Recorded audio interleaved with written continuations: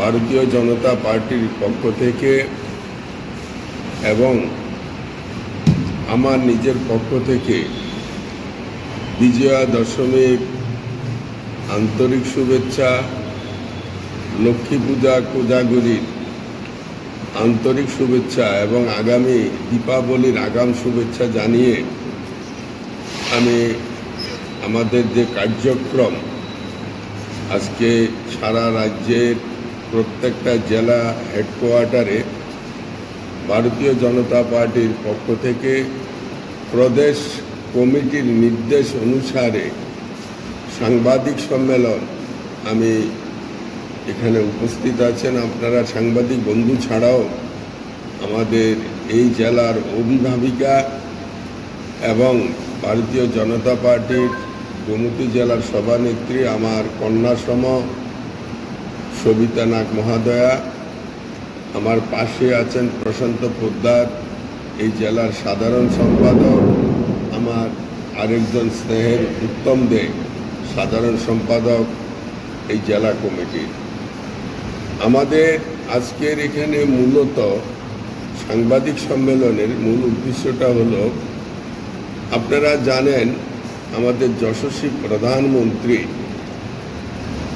আত্মনির্ভর ভারতবর্ষ গড়ে তোলার লক্ষ্যে একটা টার্গেট করে দিয়েছেন যে আমরা 2047 সালের মধ্যে ভারতবর্ষকে পৃথিবীর শ্রেষ্ঠ শক্তিশালী দেশ হিসাবে এবং আত্মনির্ভর ভারত হিসাবে আমরা গড়ে তুলব। আমাদের এই যশস্বী প্রধানমন্ত্রীর এই স্বপ্ন শুধু খালি বক্তব্য নয়, শুধু স্বপ্নও নয়, এটাকে বাস্তবায়িত করা এবং দেশের অর্থনৈতিক বুনিয়াদকে আরও অনেক অনেক বেশি মজবুত করে দেশের প্রতিটি মানুষের আর্থিক অবস্থা সেটাকে উন্নয়ন করার লক্ষ্যে উনি কতগুলো যে কর্মসূচি নিয়েছেন দেশবাসীর কল্যাণে, এর মধ্যে প্রথম এবং প্রধান সেটা হলো জিএসটির হার সংশোধন করা।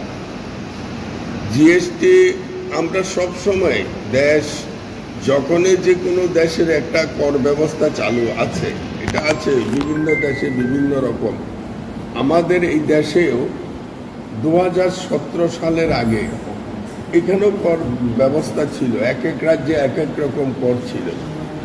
একটা আমরা বাজার থেকে যখন কিনতে যেতাম দেখা যেত একই জিনিস আমরা কিনছি, অমরপুর একটা রেট আছে, আগরতলা একটা রেট আছে, আবার উদয়পুরও একটা রেট আছে, বিভিন্ন রকমভাবে এটাই হতো। অর্থাৎ আমাদের প্রতিটা জিনিসের উপরে বিভিন্নভাবে ট্যাক্স আমাদেরকে দিতে হতো।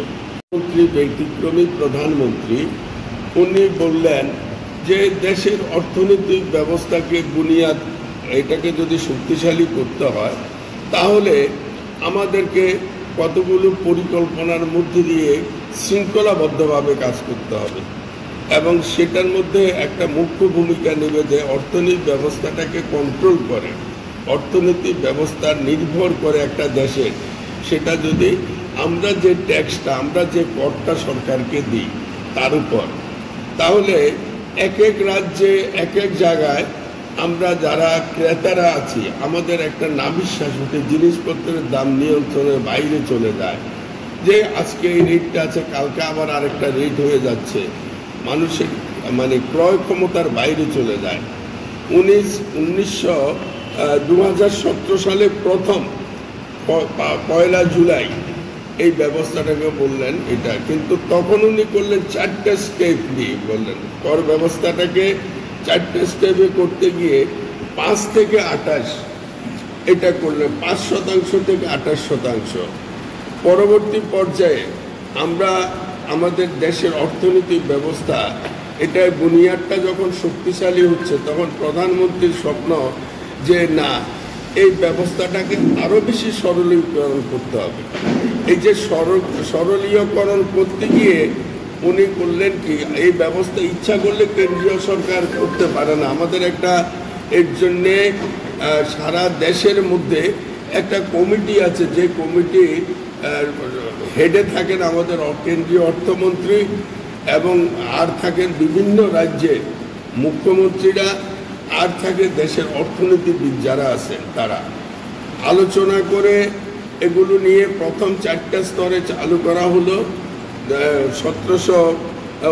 2017 সালের 1 জুলাই পরবর্তী পর্যায়ে প্রধানমন্ত্রী গত আমাদের লালকেল্লাতে স্বাধীনতা দিবস উপলক্ষে দেশবাসীকে বলছেন যে আশ্বস্ত করেছিলেন, আমি আপনাদেরকে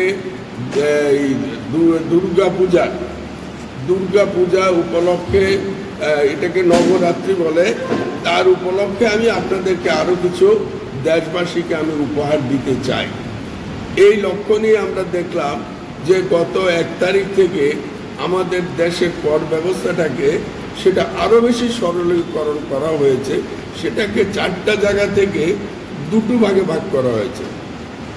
নিচে রাখা হয়েছে 5% আর সর্বোচ্চ হলো 18%। আগে যেটা ছিল 28। এর মধ্যে আরো কতগুলো জিনিস যেগুলো কখনো আমাদের 12% ছিল, কখনো 18% ছিল। এর মধ্যে কিছু জিনিস যেগুলো আমাদের নিত্য প্রয়োজনীয়, বিশেষ করে খাদ্য, দুধ জাতীয় কিংবা খাদ্য জাতীয় আমাদের দৈনন্দিন কাজে সাধারণ মানুষের ব্যবহার করার জন্য, সেগুলোকে করেছেন কি মানে এই থেকে কর থেকে, এই শুল্ক থেকে তাদেরকে বাদ দেওয়া হয়েছে। অর্থাৎ আমাদের এই জন্যে আর কোনো রকম জিএসটি আমাদের দিতে হবে না, কর দিতে হবে না। বিশেষ করে জীবনদায়ক ওষুধ এবং আমাদের যেটা খাদ্যের জাতীয়, আমাদের যেগুলো আমরা প্যাকেট জাতীয় খাদ্য আছে, এগুলো অনেকগুলো, এখানে ডিটেলসটা আমি যদি আপনারা বলেছেন আমাকে খুব সংক্ষেপে করার জন্য, এটা আমাদের দেশের অর্থনীতির উপর সব থেকে বড় আছে। যেখানে কৃষি যন্ত্রপাতি বলুন, কৃষকের সার ওষুধ এগুলো বলুন, এগুলোতে আগে ছিল 28%, কোথায় সর্বনিম্ন ছিল 18%, আর এখন সেটা করে দেওয়া হয়েছে কি 18 থেকে সেটা 5% করে দেওয়া হয়েছে। ডাক্তারের ক্ষেত্রে যেটা আগে ছিল 12%, সেটাকেও 5% করা হচ্ছে। তো ফলে এই যে কৃষি ব্যবস্থা, আমাদের ভারতের অর্থনৈতিক মেরুদণ্ড হলো কৃষি ব্যবস্থা। এখানে কৃষক, কোটি কোটি মানুষ কৃষির সাথে যুক্ত। তারা যদি সেইটা যদি কম পয়সা তারা পাওয়ার টিলার পায়, ধান চুরানোর মেশিন পায়, কৃষি যন্ত্রপাতি পায়, কিংবা তাদের উৎপাদিত ফসলগুলো যদি বাজারে বিক্রি করতে যায়, তার জন্য ট্যাক্সটা যদি কম দেওয়া হয়, তাহলে তার প্রফিটটা বেশি হয়। সেই লক্ষ্যে আমরা দেখছি যে এই যেগুলো করেছেন, যেমন আপনাকে বলি, আমি সংক্ষেপেই বলছি যে আমাদের কি কি করেছেন, আমি পয়েন্টগুলো শুধু দিচ্ছি। খাদ্য জাতীয়, খাদ্য গৃহস্থলী খাতে এখানে কি করা হয়েছে, আমাদের যেমন আগে প্যাকেজ করা কিংবা লেবেলযুক্ত পনির